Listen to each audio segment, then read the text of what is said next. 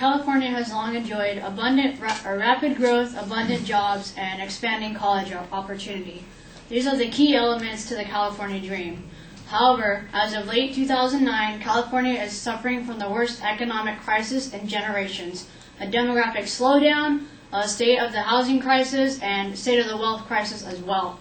College students are being asked to pay more for their tuition, but they're getting less in return. So also on top of this, we're getting a cutback in college education as well.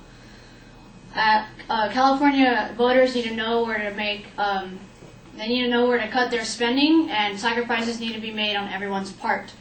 As stated by Governor Jerry Brown, California's deficit has ballooned to $16 billion, a huge estimate over his $9.2 billion estimate made in January.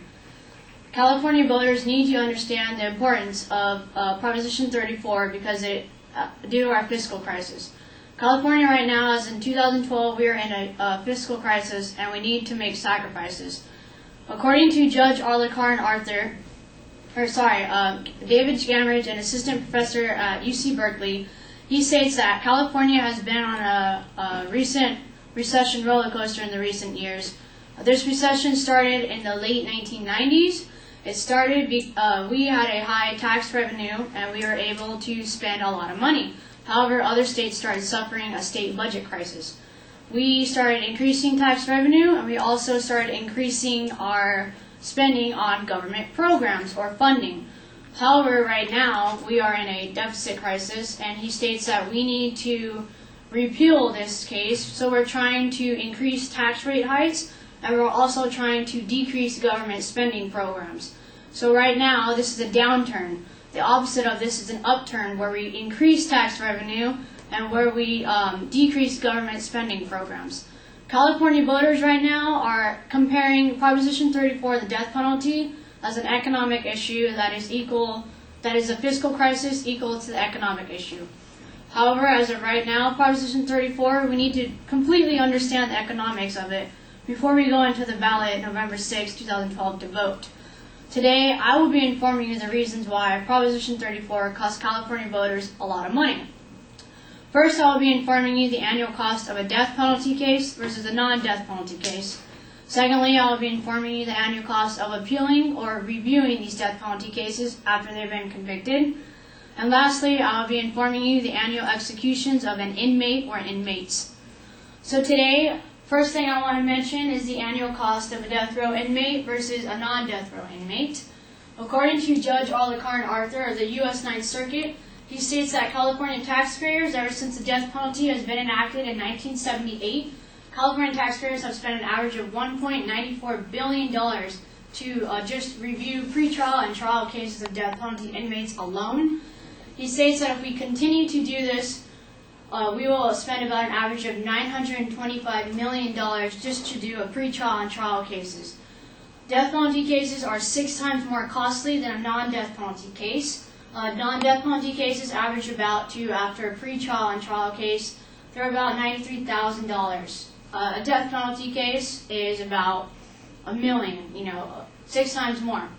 He also states, according to the same author, he states that California death penalty is costly due to the fact that it is conducted in 2 phases. The first phase is known as the guilt phase, and the second phase is known as the conviction phase, where they either get execution or life without parole.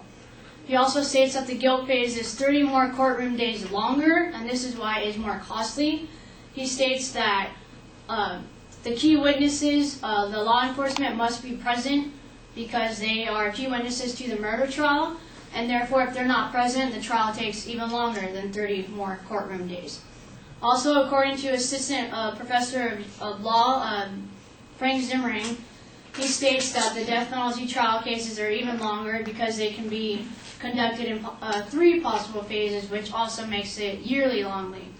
He states that the first phase is, once again, as I stated before, the pre-trial and trial phase, where you get guilt phase or conviction.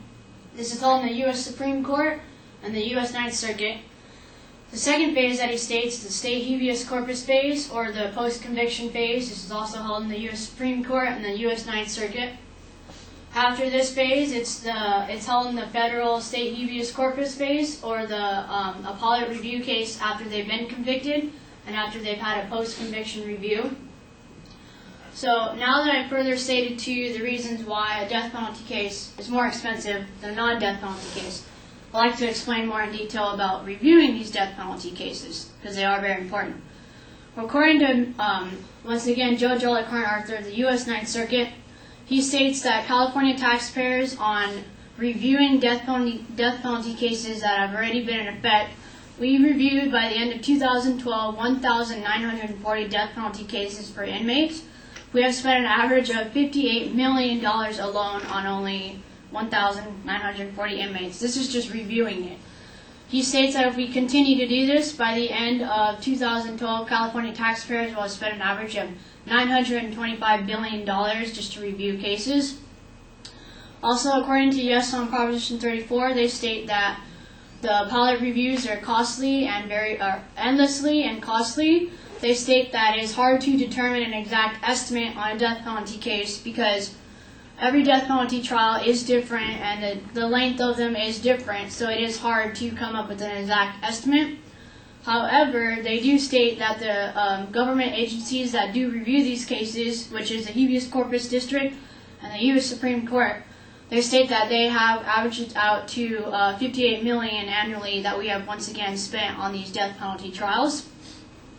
So now that I've explained to you more in further detail reviewing these death penalty cases once they've been convicted, I'd like to explain the annual execution of an inmate or inmates.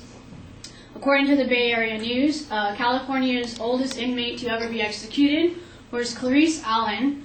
He was executed, and his annual, after his appellate review and his annual execution, his final price tag averaged out to be $761,000.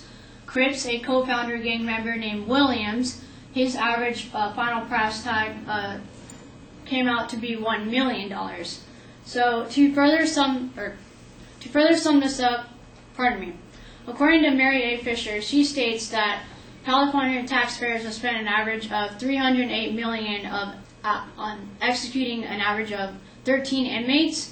She states that if we continue to send an average of 20 inmates to San Quentin's death row and execute them at the present rate that we are right now, by the end of 2030, California taxpayers will spend an average of $9 billion to only execute an average of 23 inmates. So now, I know this is a lot of numbers. To break it down, I have a visual aid behind me that states the annual breakdown, and this is the price tag for only one inmate that is getting the death sentence. So today, I further explained to you that California is in a fiscal crisis, and sacrifices need to be made on everyone's part, and our vote can have a fiscal impact on California in the later years of 2013, 2014, and etc. As California voters, we now have a more informed decision on Proposition 34. Today I explained to you the annual cost of Proposition 34. First, I explained to you the annual cost of a death penalty case versus a non-death penalty case. Secondly, I explained to you the annual cost of appealing a death row penalty case. And lastly, I explained to you the reasons of the difference of executing one inmate versus several inmates. Today, I hope you can now go make a more informed decision when heading to the ballots on November 6, 2012. Thank you for listening.